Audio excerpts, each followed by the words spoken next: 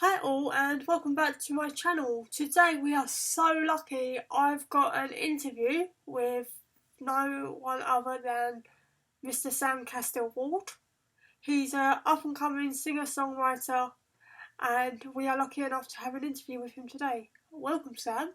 What first got you into music?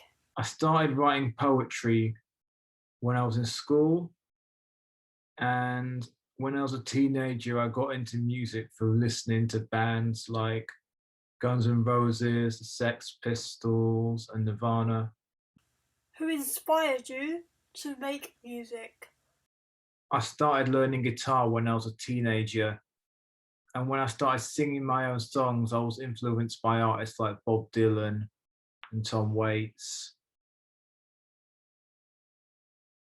I was also influenced by a lot of poets who I'd seen perform at some of the same gigs and open mics as myself, as well as poets that I'd heard on radio or social media, such as Holly McNish and Benjamin Zephaniah. How would you describe your music that you typically create? I always found it hard to describe the style of music that I create. I found it hard to describe my sound. I would sometimes used to think it was folk because I was influenced by people such as Bob Dylan and Woody Guthrie, but people thought it sounded more rock, more raw, and I was told there was some punk in my sound. Now I later on realized that to be the case when I listened more to my stuff and realized how punky it is and how raw it is, and it's experimental and poetic. The style of poetry I've been doing recently, where I've been performing it to music made by musicians from Heart and Soul, was compared to Anne Clark. What is your creative process like? I often suddenly think of things I could say in a poem or song, and I write ideas down to go back to when I have inspiration more so.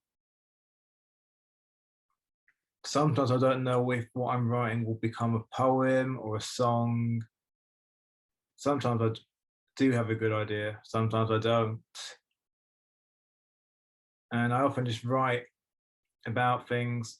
If I think strongly about something, I sometimes think I need to write about this. If something's been on my mind, I've been thinking about it a lot. I'm thinking I need to say something about it or do something about something, or something needs to be done. I often feel I should write about it. If I'm going to write some music to it, if it's a song, I'll often write the words and create what music feels like it works with the words. Who would you most like to collaborate with? I'd most like to work with one of my favorite singer-songwriters and performers, Tom Waits. I always liked his unusual style and thought we could create something that works well together. How do you decide what songs go on your next album? When deciding what songs or poems to put on an album, I will think of what I think are my best songs, my best material, and I'll ask other people for feedback and also look at what works well together to make a whole thing, not just what's the best material, but what works well together, making it a bit like it's a story, or like you're listening to something a full thing, an album, not just a collection of songs or poems. If you could go and open a show for any artist, who would it be? I'd really like to be a support act at one of Killing Joke's shows. They're one of my favorite bands and a big influence on me. And it'd be great to perform at one of their shows, and hopefully other Killing Joke fans and Killing Joke himself would appreciate and get my stuff. and it would be great to have my audience there at the show. Do you have any up and coming shows? I'm going to be performing with my band at Liberty Festival in Deptford Market Square on the 22nd of July. I'm going to be performing my poems on the 29th of July at a gig at the Tate Modern hosted by Anahita Harding. And I'm also looking forward to performing at Heart and Soul's Beautiful Octopus Club on the 15th of September at the Albany in Deptford. How do you feel the internet has impacted your music? I feel the internet has had a positive and a negative impact on music.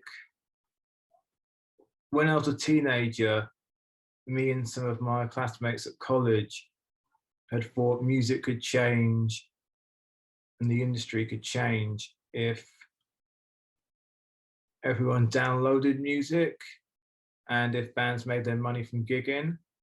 And we were told by our tutors that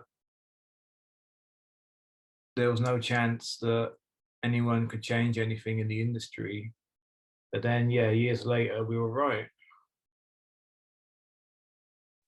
I think it's good to see some big record labels not make as much money because of how exploitative they are of artists. But the sad thing is that the artists suffer as well without getting the money that they deserve for their work, even though they were only getting a small amount anyway, but being ripped off of that even more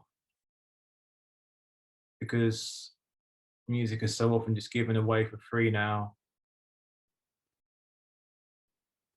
And the internet, in some ways, is great because it's easy to share your music, your poetry, and whatever you create. But it is also sad because it's a bit like the equivalent of going into an incredibly crowded street and just shouting about what you do, because who's going to hear you over everything that's going on? And there may be so many other people shouting about what they do as well. So how are you going to get heard? You've got a small chance. But it has been great how the internet has been able to be used recently for doing stream shows. And a lot of shows can be streamed now. I think that it would be great if every show could be streamed, including shows that are in person, so that people can watch them if they can't go to shows in person, because not everyone can for different reasons. So that's a way to make shows accessible to everyone. What's your favourite song you like to perform? Favourite song of mine to perform is my song Let Me Live My Life. I really like the way I feel I managed to make the song quite simple and to have a clear message that needs to be heard about the inequality disabled people face with pro-assisted suicide ideas, with bullying, and with all the types of ableism there are. And one of my favorite poems to perform is my poem, Isolation Doesn't End.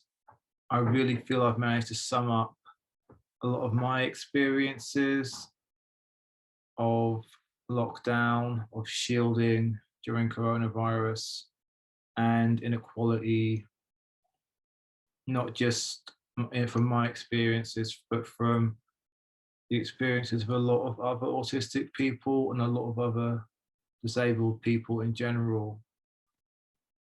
And yeah, I'm really proud of that one.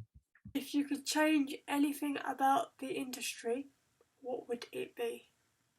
The thing I'd most like to change about the music industry is I'd like creativity to be seen as more important than making a quick bit of money. What is the best advice you have been given?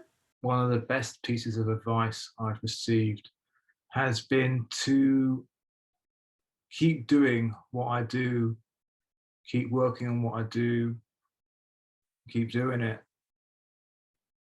instead of worrying about not being as successful as I'd like to be. From doing that, after some time, I kept developing and getting better and better. And then I did get more opportunities, such as Heart and Soul wanting to support me as an artist, such as Andy Bungie playing my work on his radio show. So just developing and not worrying about success is what helped me the most. What is the one message you would like to give your fans? I'd like all my fans to know how I really think it's great that they're into what I do. It's hard to imagine a lot of people liking the unusual stuff that I write and perform.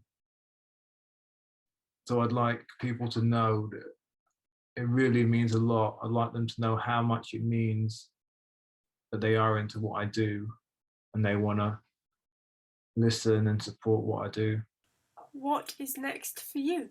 Continue to write poems for Carousel Radio, where I'm a resident poet. And as I continue to work on my poetry and my music, I continue to perform and promote what I do and try and sell my music and my poetry, my new poetry EP, Trapped in This Life, and the poetry book, which features all the poems. It's my newest release, so promoting that as well as my music. And I'd really like to release a full-length album. That's always been something that I've wanted to do since I was a teenager.